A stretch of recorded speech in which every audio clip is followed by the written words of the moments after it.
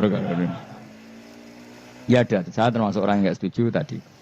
Jadi kalau redaksi sholawat cari yang mujinya Nabi lebih lebih baik. Karena itu nanti lebih diridhoi Allah Taala.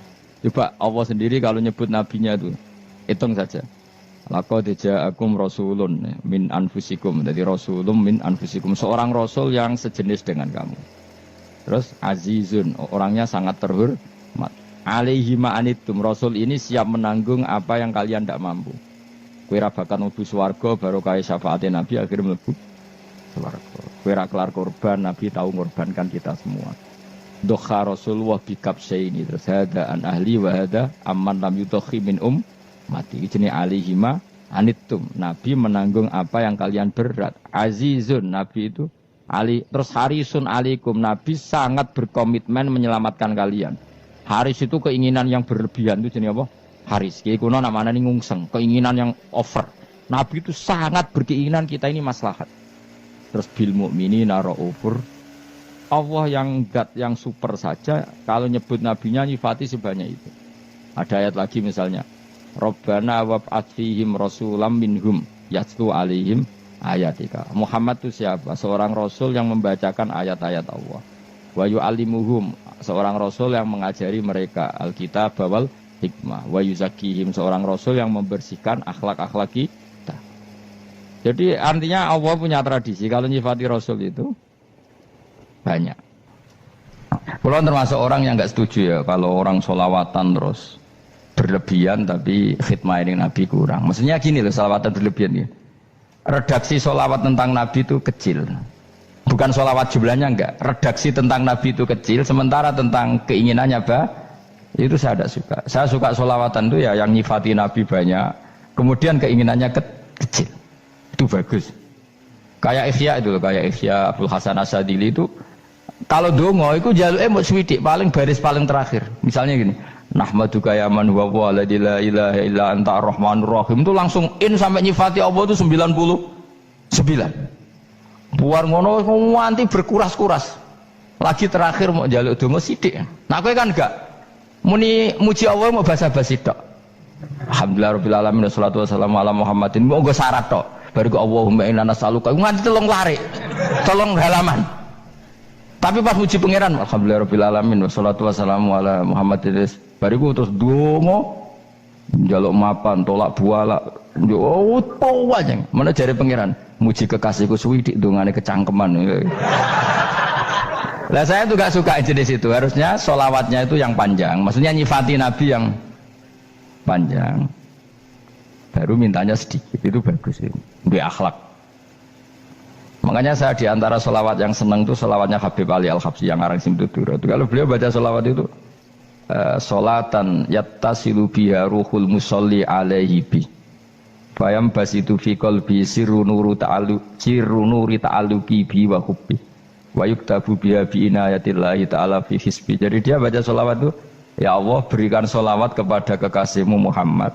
Dengan sholawat ini rohnya saya, musolli itu rohnya saya yang membaca sholawat, bisa sambung dengan rohnya Rasulullah. Dan setelah sambung saya terhitung sebagai orang yang mencintai Rasulullah. Dan saya berharap dari cinta itu saya tertulis sebagai umatnya. Nah, aku kan enggak mau sholawat itu mau, saya termasuk orang yang enggak saya loh ya. Tapi ya tetap baik dibanding nganggo primbon ya satu sholawatan ya. Tapi boleh punya etika lah dengan Rasulullah itu. Kalau dongo nyifati Nabi yang banyak, ya baru keinginan. Kan banyak tuh sholawat yang seperti yang saya misalnya di kitabnya Sayyid Muhammad ada Allahumma sholli ala sayyidina Muhammad nuri kalam alladzi. Wah nyifati Nabi itu sampai panjang lebar baru menceritakan hajatnya. Kalau kamu kan enggak nyifati Nabi basa-basi, mau sidik mana? Malah kadang orang misalnya ala Muhammad. Kok ala Muhammad muni Sayyidina aja disoal. Misalnya terus dari kudungannya apa? Panjang. Saya termasuk yang enggak setuju karena itu menurut saya kurang etika. Makanya Rasulullah itu kalau berdoa kalau sudah nyifati Allah, coba tak beri satu contoh saja doanya Nabi.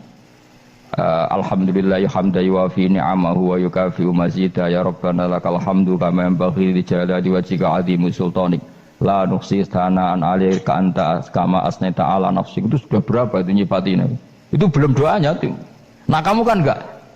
Allahumma alhamdulillahirabbil alamin. Allahumma ya Allah di hajati wes gremeng itu. Seramu tuh kan. Jangan gak bakat wali. Nah cara kula iku sisen. Kula sering ngamini dongane wong ngono niku, tapi ning atiku amin maksudnya amin barno mawon Gusti. Nanti aku amin tapi amin ku barno mawon Gusti. Wong ora jelas ngono betul. Jadi aku muni amin tapi amin barno maksudnya ya Allah barno amin ngono maksudnya. Jadi karena tadi setahu saya doanya para nabi, para wali itu memang seperti itu. Ya coba itulah doa tadi aja yang saya sebut itu berapa kalimatnya? Apa? Alhamdulillah hamdan yuwafi ni'amahu wa yukafi mazidah ya rabbana lakal hamdu kama yanbaghi li jalali wajhika azimi sultani la nuhsi sanaan 'alaika anta kama asnaita ala. Enggak terhitung pujian saya kepada engkau sebanyak engkau memuji pada diri engkau sendiri. Allahumma inni a'udzu biridhoka min sakhatika fi mu'afatika min uqubatika wa bika minkal. Allahumma bi haqqi jabarutika wa bi khawfika. Kan panjang sekali doanya wali-wali itu, tapi semuanya mensifati Allah. Bahkan banyak yang kemudian lupa enggak doa. Coba haji, doa haji itu coba.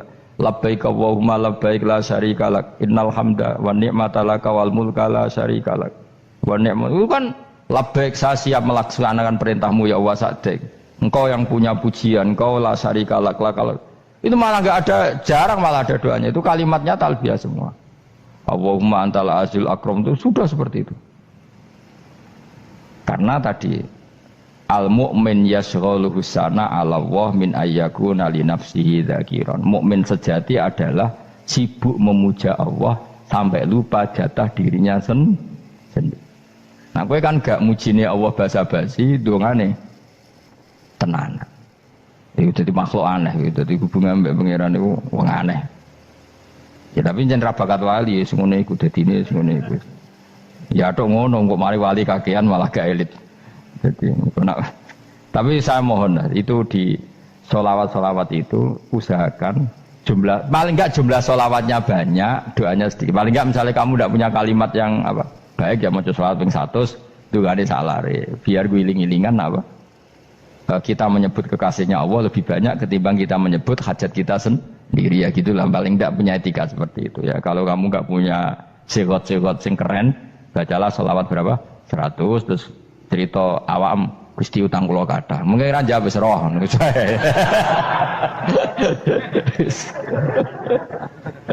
Tapi kan kita menyebut kekasihnya sampai 100, nyebut utang bisa. No cowok nyebut kekasih pisan, nyebut utangnya 100. Berarti yang sampeyan ditakoki pangeran, kowe nyebut kekasihku piro pisan, nyebut utang 100, dasar rayu utang ngono-ngono. Ya ada, saya termasuk orang yang nggak setuju tadi. Jadi kalau redaksi sholawat cari yang mujinya Nabi lebih lebih banyak, karena itu nanti lebih diridhoi Allah Taala. Coba Allah sendiri kalau nyebut nabinya itu, hitung saja.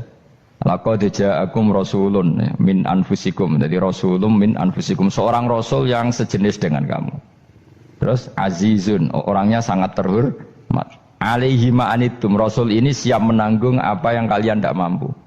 Kowe ra bakal mlebu swarga baru kaya syafaate Nabi akhirnya mlebu swarga. Kowe ra kelar korban, Nabi tahu mengorbankan kita semua. Dokha Rasulullah bikabsaini, terus hada an ahli wa hada amman lam yudokhi min mati. Jenenge alihima anitum, Nabi menanggung apa yang kalian berat. Azizun, Nabi itu ali, terus harisun alaikum, Nabi sangat berkomitmen menyelamatkan kalian. Haris itu keinginan yang berlebihan, itu jenenge apa? Haris, kiai kuno namanya ini ngungseng, keinginan yang over. Nabi itu sangat berkeinginan kita ini maslahat. Terus bil mukminina raufur. Allah yang super saja kalau nyebut nabinya nyifati sebanyak itu. Ada ayat lagi misalnya, Rabbana wab'ats fihim rasulam minhum yatlu alaihim ayatika. Muhammad itu siapa? Seorang rasul yang membacakan ayat-ayat Allah. Wa yu'allimuhum, seorang rasul yang mengajari mereka alkitab wal hikmah. Wa yuzakkihim, seorang rasul yang membersihkan akhlak-akhlak kita. Jadi artinya Allah punya tradisi kalau nyifati rasul itu banyak. Juga nyifati orang-orang sekeliling Rasul. Makanya menurut saya mazhab Syiah itu enggak pas. Karena Allah kalau nyifati Rasulullah itu jika nyifati orang-orang di sekeliling Rasulullah, dan itu dengan pujian, yaitu Muhammadur Rasulullah walladzina ma'ahu asyidda walal kufar ruhama'u bainahum tarahum ruk'an sujada yabtaguna fadlan minallahi warid wa nasimahum fi wujuhim min atharis sujud. Itu kan panjang sekali, dan orang-orang sekeliling Muhammad adalah begini. Kayak apa Allah muji para ashabu Rasulillah? Masa kita ikut kelompok yang menghina ashabnya apa? Rasulillah. Makanya kita tetap mazhab ahli sunnah apa? Wal jamaah, yaitu mencintai semua sahabat. Karena Allah saja yang Tuhan mensifatinya dengan sehormat itu. Mensifati apa? Ashabu Rasulillah. Disifati orang-orang yang saling kasih sayang sama orang mukmin. Tarahum ruka'an, sujud dan komitmen hidupnya untuk rukuk dan sujud. Simahum fi wujuhim min asari sujud. Sudah asari sujud tidak usah diterjemah, nanti sensitif.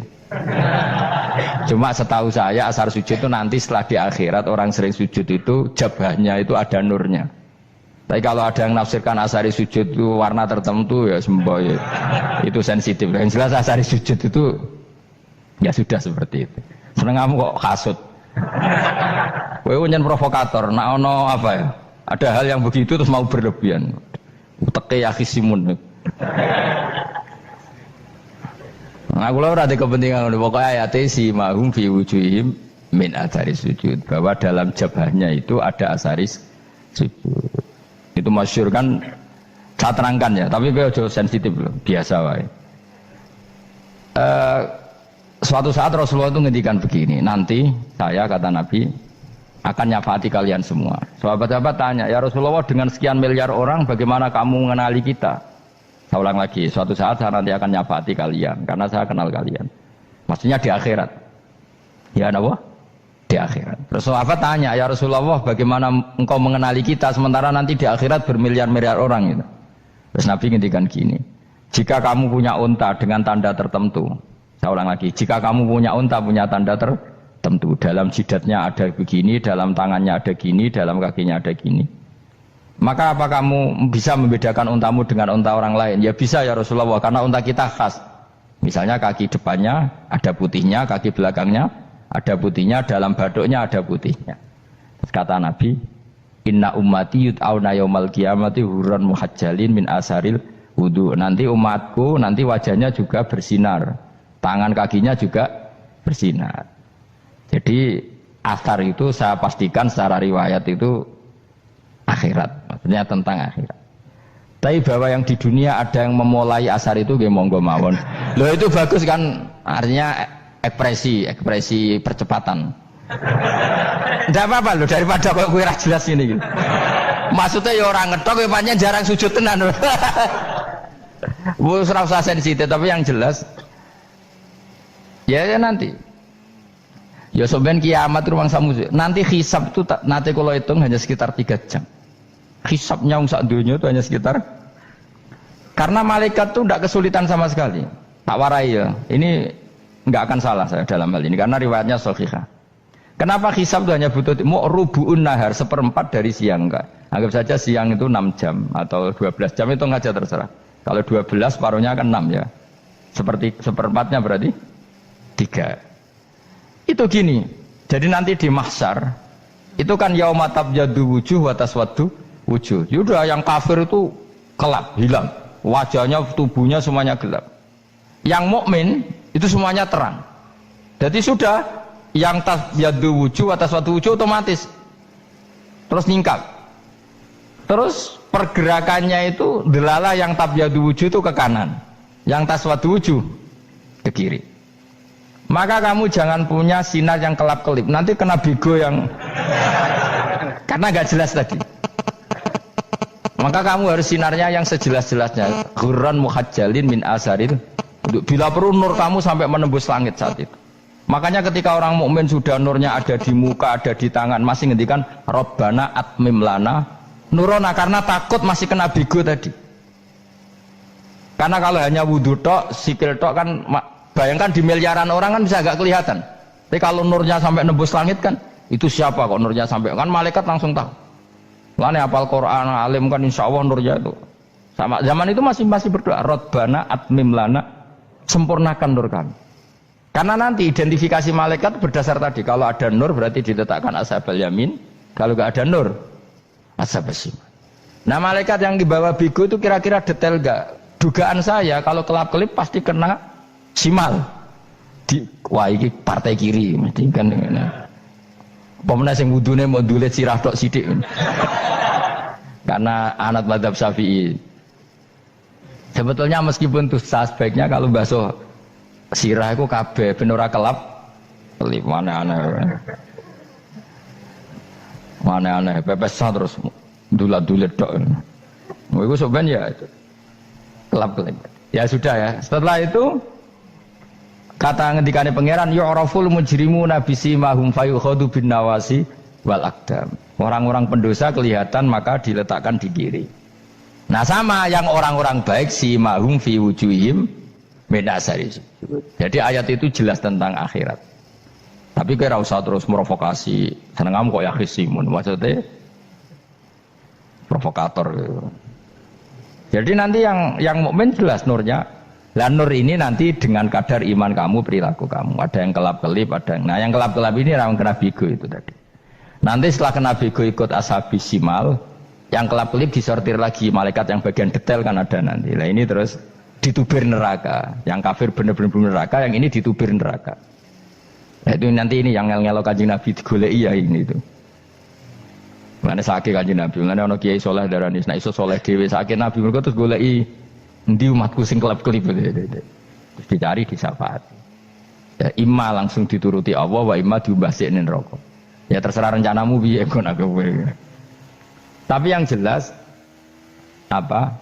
Kiamat itu cepat sekali karena tadi ada identifikasi tadi. Makanya hanya cukup 3 jam karena tadi yang jelek kelihatan jelek, yang baik kelihatan baik. Makanya cepat. Ya araful mujrimuna bisimahum, orang pendosa dikenali lewat alamatnya yaitu taswaddu apa? Wujuh. Kalau orang baik dikenali lewat tabyadu wujuh. Nah terus setelah nyingkir, ini ngono tak warai kiamat. Setelah nyingkir itu faduri babenahum bisuril lahu bab. Setelah tersingkir tadi terus lalu ada pintu penghalang, pintu pemisah.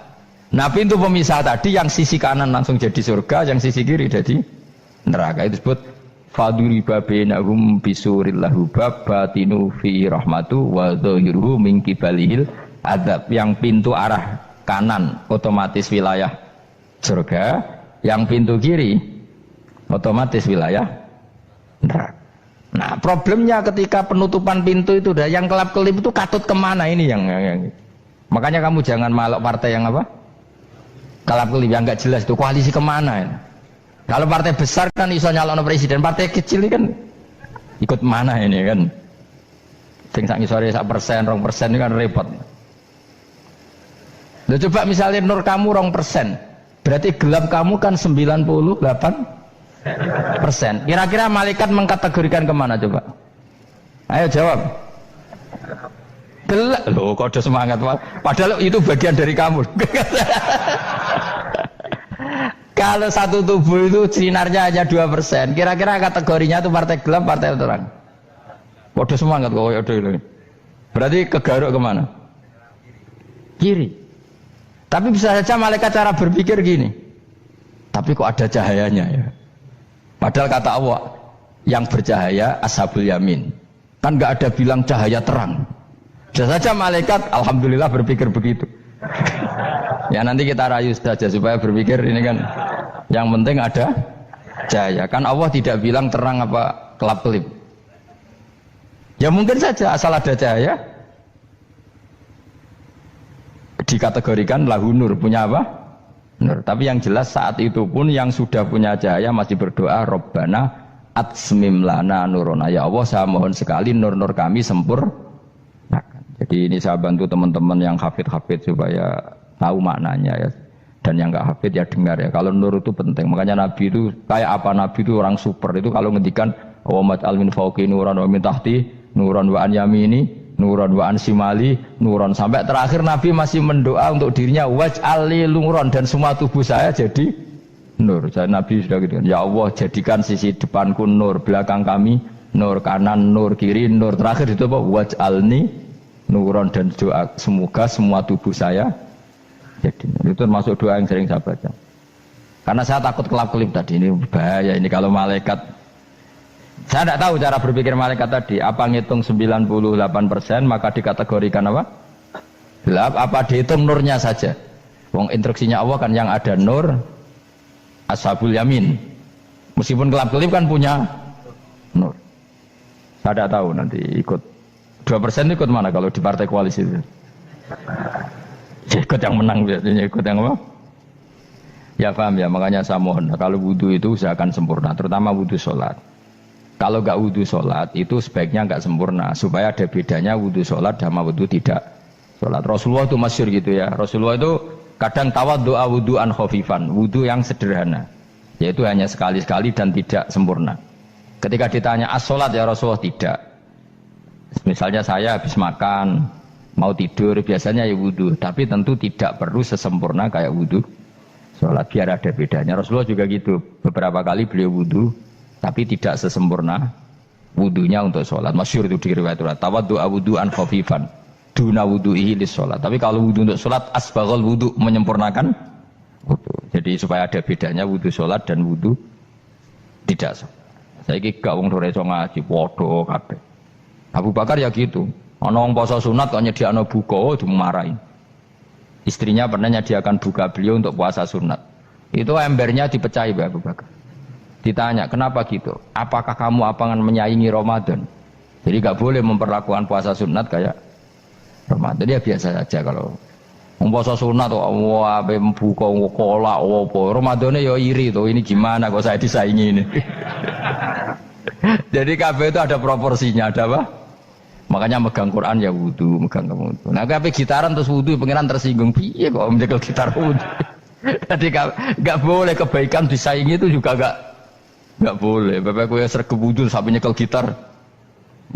Untuk Quran tersinggung, wah semen ibu gak sembunyi kan. Malaikat panitia kan ya tersinggung. Kabeh itu kan ada proporsinya apa? Ada proporsi. Itu hebatnya Rasulullah. Jadi kalau beliau wudu, bahkan wudu itu wudu li sholat sama tidak sholat itu. Misalnya sholat sunat. Sholat sunat itu kamu mampu ngadeg boleh nggak duduk? Boleh. Kalau sholat fardu nggak boleh, biar ada bedanya. Fardu itu spesial, nggak boleh, harus berdiri. Kalau sunat pun harus berdiri. Fardu tersinggung. Iya sunat kok nyaingi aku kan gitu kayak. Ya makanya sholat fardu wajib berdiri ya. Sholat sunat boleh duduk meskipun mampu loh ya. Nggak boleh sama. Sholat sunat pun harus berdiri. Berarti ada sunat menyaingi fardu. Ya jelas ya, jadi aturan main itu harus jelas, nggak boleh. Makanya Abu Bakar itu nggak mau kalau ada orang puasa sunat kemudian apa? Abdullah bin Mas'ud lebih parah, dia itu tukang nyuwepeng orang yang selalu sholat duha. Makanya saya itu duha itu jarang, karena takut kena sweepingnya siapa? Abdullah bin Mas'ud. Itu ada orang khusyuk tiap hari duha, diswepeng sama dia.